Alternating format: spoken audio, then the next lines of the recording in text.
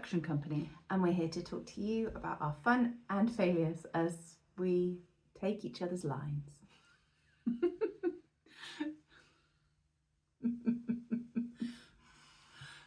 Should we go again? Yeah. Hi, I'm Joni De Winter. And I am Susan Grant. And we are Bell Street, who are an events band and production company. And we're here to talk to you about our fun and failures. From our journey from being scared to doing it anyway. So, welcome back to season 5. Yeah. Amazing. Actually, we've literally had a 2-week break. We didn't work that one out very well, did we? So let's pretend there was a big gap in between. Yes. And so much has gone on. We achieved so much. But we're really excited that you've chosen to listen to season 5. Whether you've just started listening or if you've been there since episode 1 on the first season, what have you been doing with your life? I know. Hopefully lots of creative things. Yes. And hopefully we won't repeat ourselves. We will. Okay. But I think people won't remember from a year and a half ago. And it's only to reinforce very important points. It's not because we've forgotten. No. And even the best podcasters that repeat themselves, don't they? Yeah. If a point's worth being made, it's worth saying twice.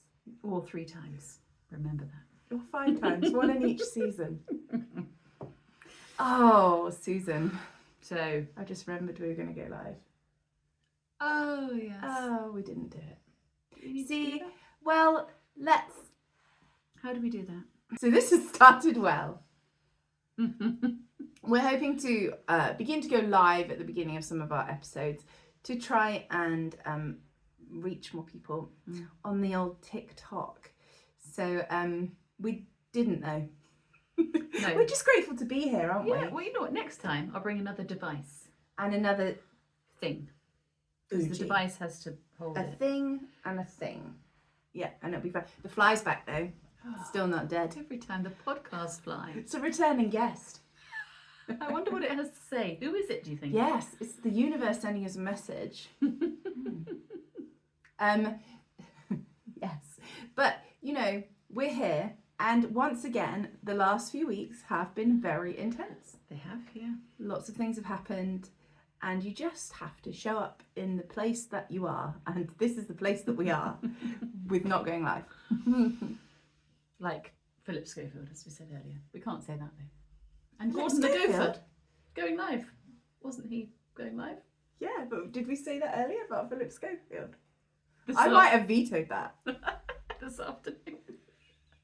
Anyway, there's no gopher here. Or any Philip Schofield. No. Anyway.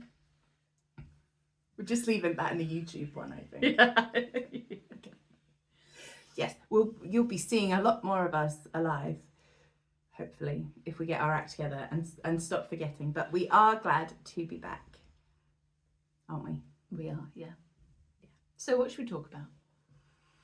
Well, we've had this discussion. We have. We have. And at the risk of repeating ourselves, we always feel that it's important to be honest about where we are in our journey. And I was going to scouse at that point. Okay. In our journey. So we obviously listen to other sources. Hello, my name is Ketchup. It's like the gopher. Gopher and a sauce. Sauces with an OU. And there was something we were listening. Should we start again or just plow on? I think we can get through it. Okay. We want to talk about selling your creative package. So that's something that we've been working on. As you know, we've been building up our package. And now we need to sell it to people. And this is probably the most logical process we've followed as a duo, I would say. And normally we're kind of being quite reactive to situations that are happening and just kind of going, oh yeah, of course we can do that. But this has been a plan. And so therefore it's been very out of our comfort zone and hard. It's like using a muscle we've not used before, especially in terms of teamwork even. Just having to work it out together, making a plan together and then actually doing it in that order it's been an interesting experience, hasn't it? Yeah. I haven't really thought of it like that. No, because there has to be an element of focus that we need to really harness. Yeah. And even today, like we had rehearsal earlier and we were really set on what we should be doing. But actually, because other things in life get in the way, neither of us focused. We got a lot done. We did do stuff, but the stuff we really should be doing, practically, we weren't in the right mindset. So, yeah. Sometimes some of our rehearsals are sometimes just us kind of sitting and like zoning out, but at the same time, so it's like a team exercise, and then we will get onto it. But I think as we always say, it's really important to block out time, and you have to set your conditions up for the right time. And if the conditions aren't right, you're not gonna make what you think you need to make. And today, for example, the conditions weren't right for us to do what we needed to do. So we did other things, and that's fine. We still moved forward. And we then made a conscious effort to block out a different space, different time for what we didn't do today. And I think that's okay. As long as you have the bigger picture. Yeah. As long as you have we have a goal. We have a physical goal that we really have to hit hard. And we only have a certain amount of time. Because we gave ourselves a deadline. So, yeah. Now we know we've really got to work on the physical side of stuff. Get rehearsing, get some songs learned. Yes. We did, but we're doing a gig in a couple of weeks, and it's been a request. From the dog, apparently. From the dog. It's been a request to do a song that we have always loved. That's exciting. And we've always sung it at karaoke nights in your living room. Yeah. But we actually have never performed it live. What is it? It's I Know Him So Well. I wasn't giving you a clue. I just had an itch. Yes, I Know Him So Well from Chess. Yes. We've only ever sung it drunk, really. Yeah. I think. Yeah, and not really in front of people that were listening. But we also, you can't really slide I Know Him So Well into a set list. No. It's a specific sort of song, isn't it? Yeah. So the minute we read this set list of like, oh, please can you sing? And then I Know Him So Well was on there, we were like, yes! Get it out the bag. So we sang that a couple of times today. And that cheered us up, didn't it? Sounded very nice. And refocused us. Yeah. So maybe that's sometimes what you need to do when you're zoned out, is just find something that you like to do. Yeah. And do it. Yeah. I remembered we could sing. That's always encouraging. And we knew it. Yeah. Despite no wine. And we probably haven't sung it for maybe 3 years. Really? Yeah. Yeah, that's good. But that's not what we were talking about. No. We were talking about selling our creative packages. Yes. And so it's a learning curve for us, because treating this creative duo as a business is new for us, relatively new, as you know, if you've been following along. So we're trying to learn new skills and get over old mindsets. That sounded professional, didn't it? Yeah. And it's also,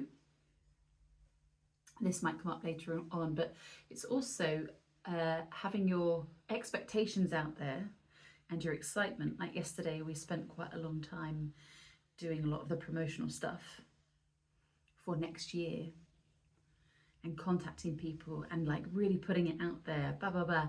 And then today, no one had got back to us by this morning. No one had emailed. And I said to Susan this morning, why does no one's world revolve around us? Like, we sent out a lot of emails yesterday and no one got back to us. And that made me sad. But then we have to remember that people have lives. And businesses probably do stuff on different days. And we quite often don't get back to people for 3 to 5 working days. Yeah. So it's just a taste of our own medicine, really. But when you're excited about something, Yes. and you're just like, brilliant, put it out there, go on, you know. So expectations is, okay, we'll give it a week. Yeah. And then we can feel disheartened. Then we'll be stroppy about it. It's fine. We have had a couple of replies back regarding different things, though. And, Yes. Yeah, it's all just sort of moving. It's little baby steps to move forward, isn't it? Yeah, we're crawling. There's a video. Well, actually, it's not out there at the minute, but we could maybe just take that thing out. There's the music video we made to Hold On For One More Day. Yeah. And at the end of the music video, where we live in Shaftesbury, there's a very famous hill called Gold Hill. It's very, very, very steep. And at the end of the video, we're crawling up the hill. I can't remember why we're doing that. We thought it'd be funny. Because it was hilarious. It was hilarious. But that's what I feel like we're doing with this. Like, it's hard work, muscles are aching, we're both tired, we're both dealing with other stuff, and so we could clip that video. We could, just for the end, where we're in heels, that could crawling go up viral. a cobbled hill. Yeah. So it is baby steps, one foot in front of the other, knowing what you want to do and researching it and learning and doing it and trusting the process, and trusting that the hard work will all pay off, because it will. But we did both listen to quite an inspiring podcast, and not that we want to steal other people's stuff. We don't. We're going to signpost you to the podcast that inspired us, but it is longer than even one of our podcasts. Yeah, I think was it's long. 2 hours. Yeah, we had to listen to it in blocks. Yeah, well, I don't mind a 2-hour podcast because it distracts me from doing anything important. Or I can listen to a podcast and do the things I don't like to do and listen. And there might be people out here right now cleaning their toilet and listening to us. Yeah, I hope so. I hope. It's when you want to make notes, though. I have to make sure I've got a pen to hand and a bit of toilet paper. A bit of toilet paper. And just because sometimes something will just pop up and you go, you want to get it down. So go grab a pen and paper, fellow toilet cleaners. So this was on the On Purpose podcast with Jay Shetty, and he had a guest on called, if you're listening, Alex, I'm sure he is. Yeah. He's a billionaire. Alex Hormozy. Don't know who he is. Apparently he's really famous, but he's a very successful businessman. It's all about how to make your first million. Your first one. Just your first. I mean, yeah. After that, obviously, it's really easy. Yeah, they just probably roll is on actually. in. You know. Well, I think so. We'll let you know when we made it. Yeah, we haven't quite harnessed that yet. But that's what the podcast is about. And it's very informative, and there's lots of really practical tips, but they're not all necessarily relevant to where we are.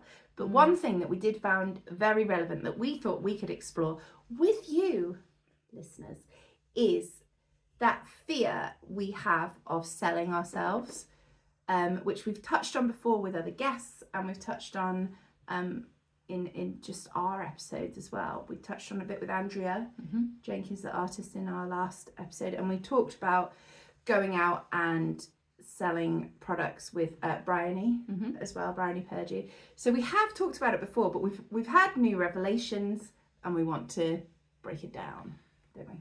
Break it down. Yes, we do. Because as creatives, although we're used to working with people, we're used to putting ourselves out there, we're used to being kind of dynamic and really selling yourself in a situation and selling what you're doing at that moment. There's this kind of fear of, sorry, it's very distracting, those pigeons. There's pigeons chasing each other. Go away. They're also quite judgmental. I don't want a judgmental pigeon. I don't like birds at the best of days. They really... Are they having a fight? No, I think they're doing something else. Oh. Well, they might be having a fight. Love them much. Nelly, what's the point of having a dog? They've just got such long necks. Oh, go away. Okay, sorry, I won't look at them. No more pigeons. I am just scared of birds, and I know they're behind glass. I had to get rid of a spider earlier, and now the birds are here. You don't like spiders, I don't like birds. definitely Halloween. And actually, in this podcast, they were saying, with your biggest phobias. Yes. Oh, it's linked. Yeah. Good. That's why I said it. You should just do it. And we said, I should be in a room full of spiders. You should be in a room full of birds. But actually, neither of us want that. No. But the point of that is the more he uses the figure of 100. Expose. Yeah, the more you put yourself in if you've tried to pick up a spider 100 times, by the 100th time, it doesn't bother you anymore. And I suppose if I tried to pick up a bird 100 times, by the 100th time, your heart rate settles, and you are feeling much calmer. And for example, he says, if you look at very experienced salesmen, when it comes to the point of the closing of the sale, their heart rate is the same level as at the beginning, because they've done this 100 times before. No matter which way it goes, they have the confidence. Yeah. So facing your fears is a big part of getting over the fear of selling yourself, which is kind of an obvious statement. But we have had to just get out there, and I think we have done this quite well, and especially with Hugh, is put our product out in front of people and be ready for people to just say, no thank you, that doesn't suit our programming. Yes. And not take it personally.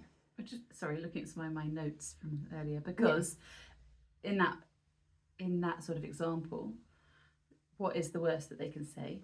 They either don't reply or they can say no. Yeah. Because it's not for them, because not everything is for everyone. Yeah, and it's not personal. And if you listen to a lot of successful business people, if there's one common theme, if you are a podcast addict and you listen to all these people being interviewed, they've all been rejected. Yeah. They've all had a moment where there's a big no, or over and over and over again, and they've kept going until there's a yes. So yeah, the worst thing that can happen is no, but it just means that you're closer to a yes, maybe. But I think, again, from what he's sort of talking about, how you become successful when you feel like you're beating your head against a brick wall with stuff, is that you do keep going, as you said. But it's what is so easy is that you think, this isn't working, I'll try something else. Oh, that looks shiny, I'll try that. We're easily distracted like that with a new project. If it begins to get uncomfortable where we are, both of us will be like, shall we just not? And sometimes that is right. And we've talked about this before. Sometimes it is right to go, actually, put that one to bed, put that one aside and deal with this. But actually when it's maybe just ego-led, or it's just, I don't know, when you know that actually you should be pushing it. And we know we need to do this because we've invested our time, our last 6 months, in creating this stuff, and we know that it's good. We know that it is good quality and that it's had good feedback. And now the difficult bit is the showing up every day to try and get people to book it until we can build some momentum. So yeah.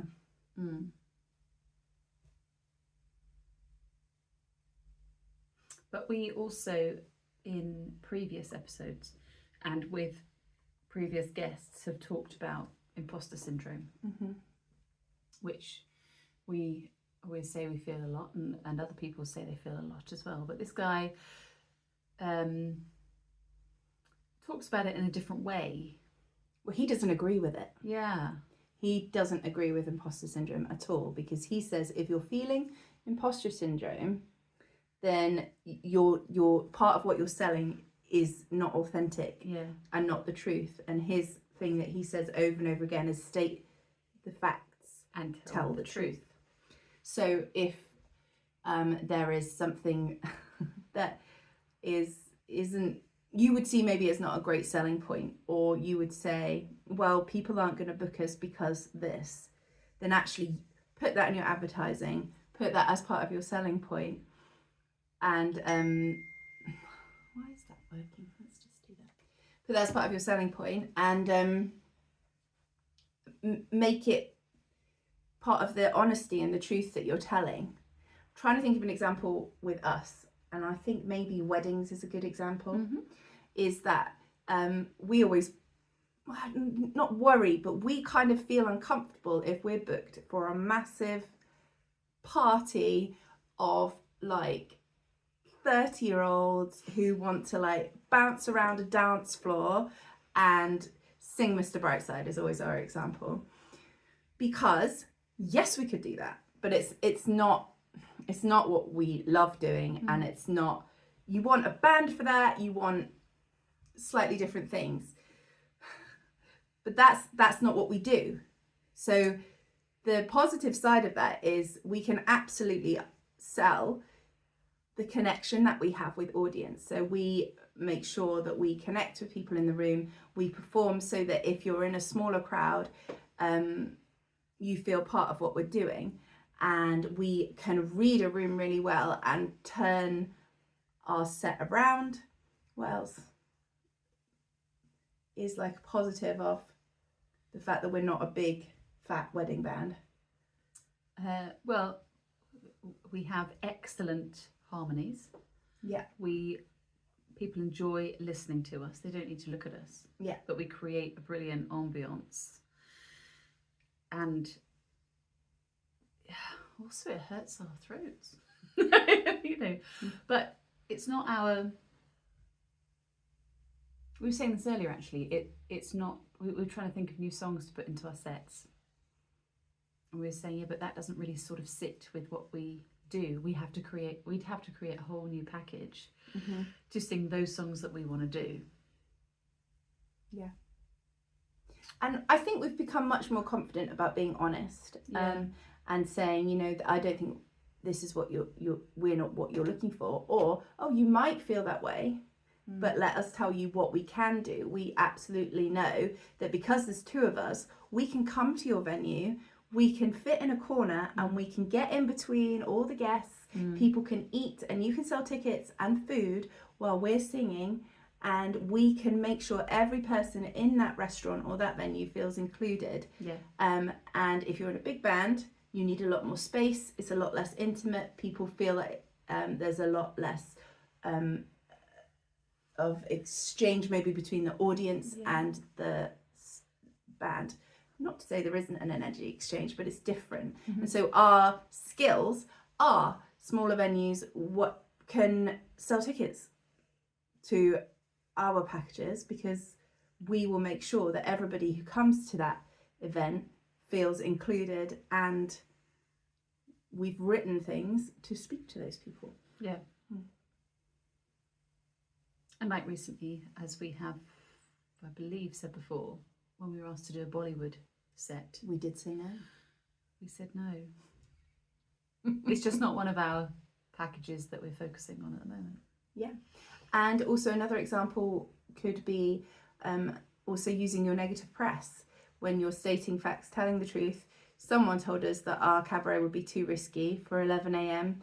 at a fringe festival, and so we told everybody that on our advertising, which obviously then made people more curious to come. I think actually people are a bit disappointed because it's not actually that risque. It's a little bit of swearing. Yeah. But it was good publicity for us, and it sold it shifted some tickets. Yeah. And it was a real thing, and it was the truth. It's what someone really thought, and we were grateful for their feedback and very grateful to be able to use it on our posters. But that also was the performance where you didn't have a top on underneath. That was. Maybe that was one of the risque bits. Yeah, but we didn't put that on the poster. No, we didn't. No, so it's not false advertising. So it's also about getting to the part where you can say, I've done this before, we've done this before. Yeah. That's the bit that takes the fear out of selling yourself. And we definitely, when we started doing Bell Street, the pigeons ran out again. Gosh, there's 3 of them now. Gosh. When we were at the point of starting Bell Street, we needed to get to that point where we were like, we know we can entertain your crowds, your business, your clientele, because we've done it before and we've done it really well. but we weren't there. So we took very low paid gigs, we did gigs for free, and we weren't our best, and then we got better and better, and we learned how to do it. And now when someone says, can you do this, there's no doubt in our minds. Yes, we can. Absolutely, we will be great quality entertainment, and we will make your party. It will be great. And there's no, oh, should we charge them? Should we say, oh, we'll do it for 50 quid? We don't do anything for 50 quid anymore. But there's something to be said, and this was some of the things that we were kind of having a bit of a revelation about, even though we'd naturally done it, is when you're doing something new, there is that exchange between your building up your experience, your confidence, and you're trying to get to that place of, yes, we've done it before. So actually, there is still an exchange, even though someone isn't giving you cash or money. They're giving you something else. They're giving you opportunity. They're giving you exposure. Yeah, but you do have to work out when that is still useful, because we don't need. Sometimes people ask us to do gigs in Shaftesbury, don't they? And we love doing gigs in Shaftesbury, but we don't need the exposure in Shaftesbury. They've been very exposed to us. As in the script of Hugh the Musical, we've been exposed enough in Shaftesbury. We certainly have. But it's very important, as we were talking about yesterday, not even just with us as a duo now, but when we've both had careers as fitness instructors or whatever we've been doing, it's really easy to do free things when you don't value what you have to give, and actually what there should always be as an exchange of energy. So people want to pay for a class because they want to show up and book themselves in. I mean, everyone loves a free something, but actually when you value yourself, value your knowledge, all that time and experience that you've had to learn about something, you have to be paid for it. So exposure is wonderful when you're sort of when you're not exposed. When you're not exposed. If nobody knows about you, it's just a great place to put yourself. But and so choosing your exposure is also good, because you can say, yes, actually, we could go to a different county or whatever and go, you know what, we are going to do this, we'll do it for free. But like you were saying yesterday, as long as you can review us, please. Can we please advertise all of our events on your website or with leaflets or whatever? You have to have something. And that was one of his suggestions, and I thought that it's something we could definitely take on. You kind of assume people will do it to be nice when you say you'll do something for free, but actually people aren't thinking about you. And if you haven't made that deal, then really they're going to move on quite fast and forget that you did something for free for them, probably. I mean, there are nice people out there, but there are also people who are too busy to think about you and your business. So if you can say, in exchange for a review, I will blah, blah, blah. In exchange for, that's the only one I can think of, because he was talking about other things, but in terms of a creative, in exchange for a class, I'll give you a class in exchange for your email list. Something like that. There can always be an exchange. If a venue doesn't have the money, you can always barter with them. And then you can get to the point where you know that you've done this enough times before. I value what I'm doing. I've got to the point where I know I am good enough, and you can begin to put your price up. Yes. It's all very complicated though, and it takes a lot of courage, and you just have to kind of keep hitting it home, really, don't you? Yes, courage and gumption, as Jerry Allen would say. Yes. Because we ask people to do stuff for free sometimes, and sometimes we do things for free. For example, the podcast guests, believe it or not, we don't get paid to do this, and our podcast guests don't get paid to come on our podcast. And sometimes I think, why are you spending an hour talking to us? But there is that exchange of energy, exchange of network of people who might hear you. Also, just talking to other people who are creative. If someone asked us to go on a podcast, we would absolutely say yes, because we'd love to sit and like process some stuff or talk about how we've done things. But maybe if we were Mel Robbins, we would say, well, actually, it's going to be $1 million. But we're not there. And that's how you make your first million. Be Mel Robbins. Yeah, but finding the exchange. And I think if you can be creative with it, it doesn't have to come across as a negative thing. But it also makes people think, oh, this person is valuing themselves, and they look at you with as someone who values themselves, and that is really important as well.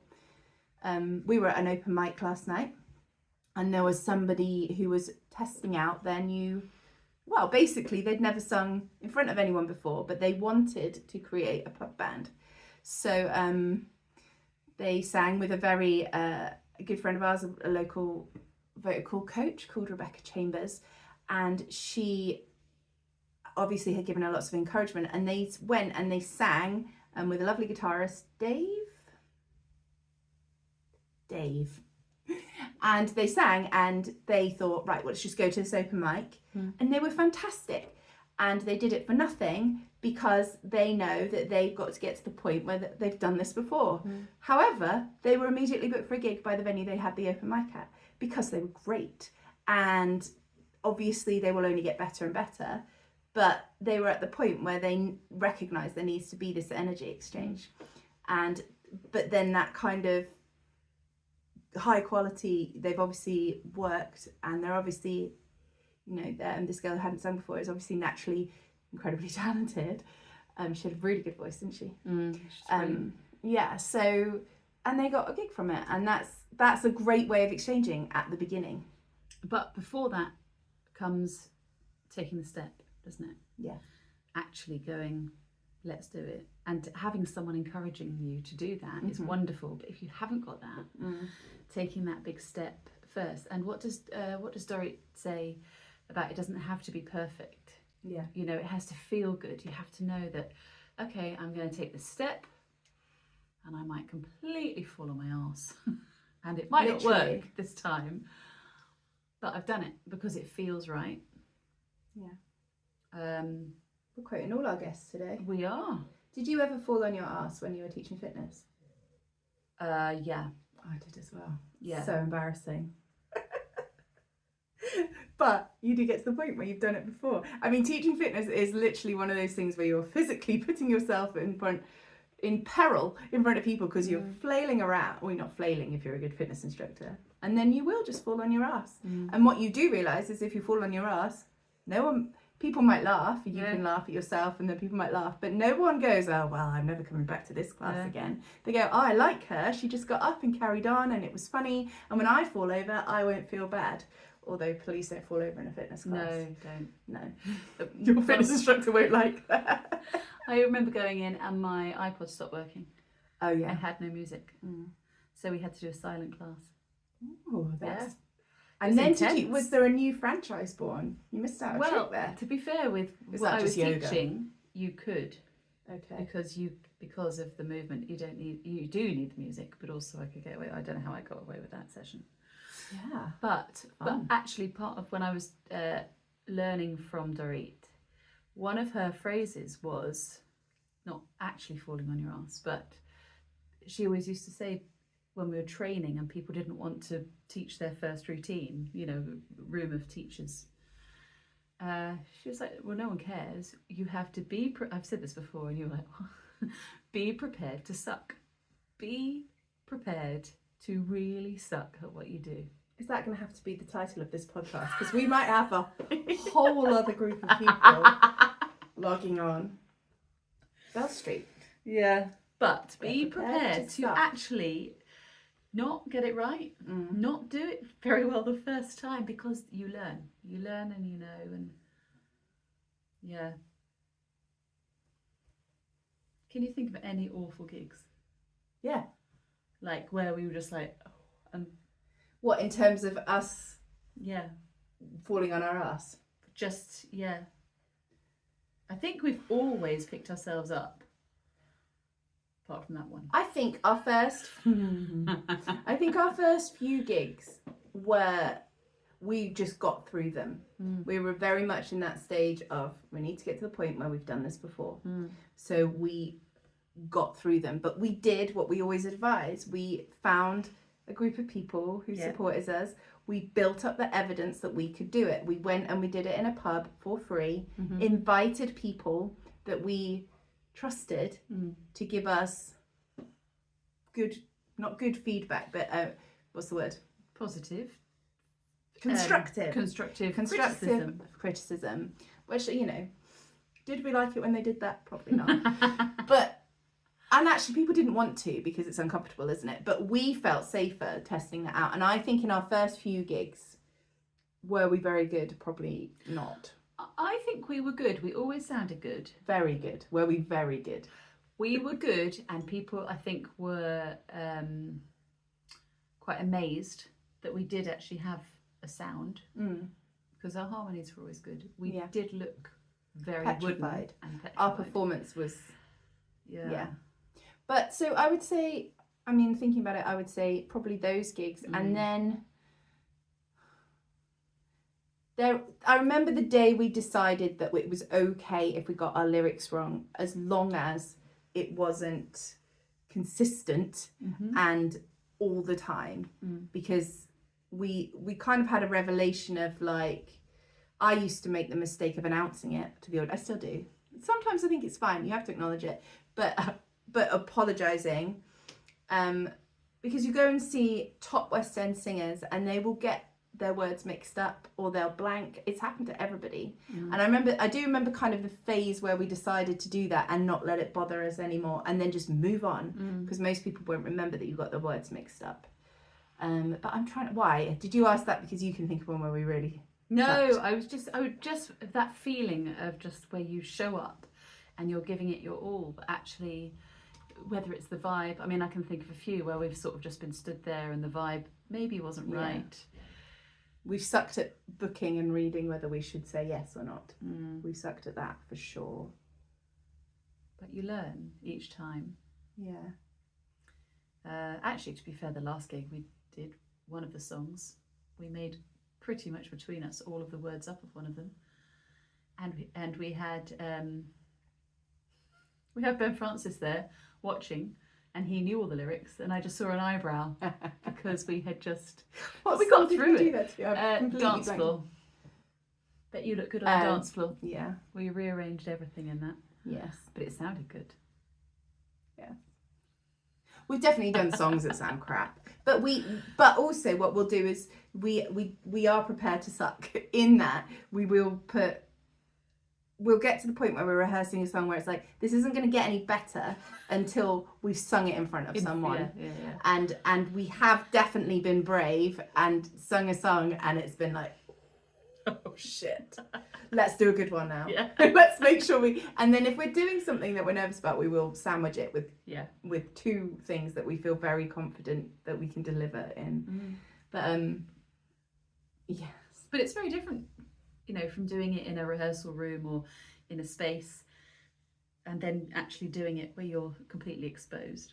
Suddenly it sounds different, doesn't it? And you're like, oh gosh, we're here. Yeah. But that's all about being brave and just doing it.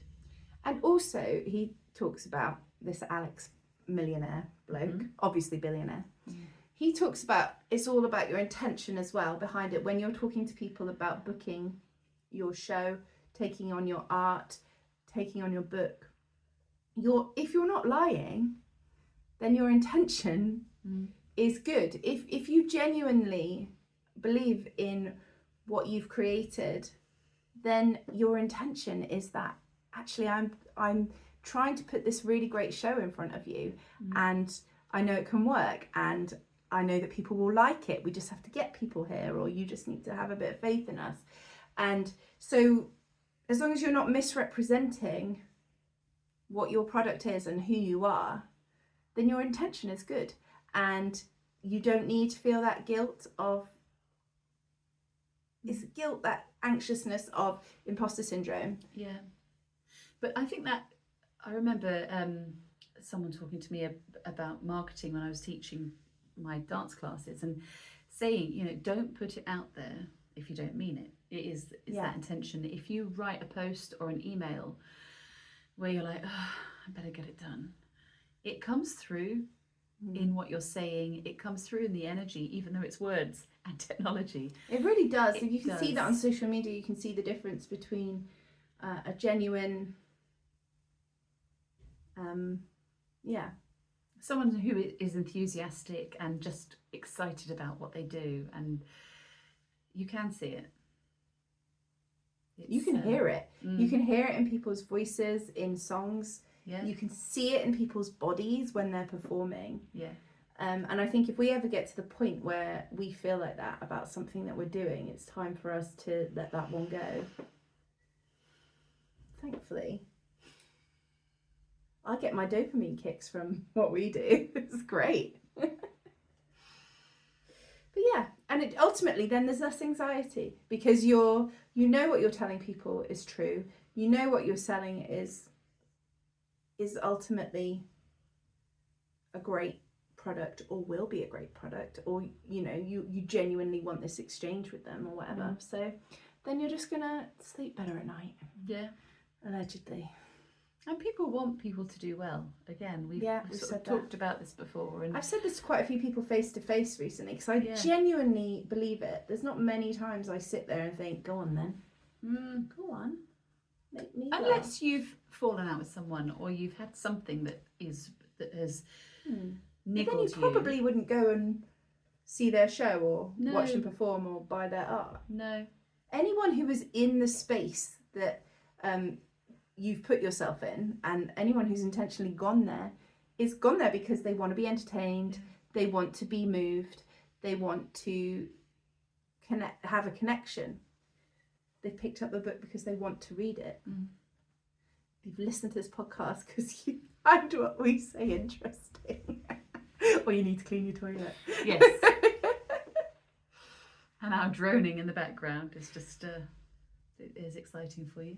I think probably the area we have the most imposter syndrome in is, maybe you might not agree, is this podcast, because it's still in the place where we're proving to ourselves that we're creating something that people like to listen to. We have the technical ability to do it. We have the things to say, and every time we think, should we be? I definitely think no, because I feel like even if it's only 10 people who hear and go out and try and do something creative because they've been inspired because of the crazy things that we're working through, we can't be the only people who think like this. No. I don't think we are. And so I feel quite passionate about putting this out there for someone else to connect with. And we're not forcing anyone to listen to it. You've listened to this or watched this because you want to. If you've got this far in, 43 minutes in, probably-ish, you want to be here. And so we have to keep building up that evidence for ourselves and getting to the point, I don't know what that point will be, but it is coming, where, no, we've done this. We make a great podcast. This is great. And you need to sponsor us because it is going to change lives. Yeah. I mean, we have an audience of pigeons today, so the horny pigeons and a dog.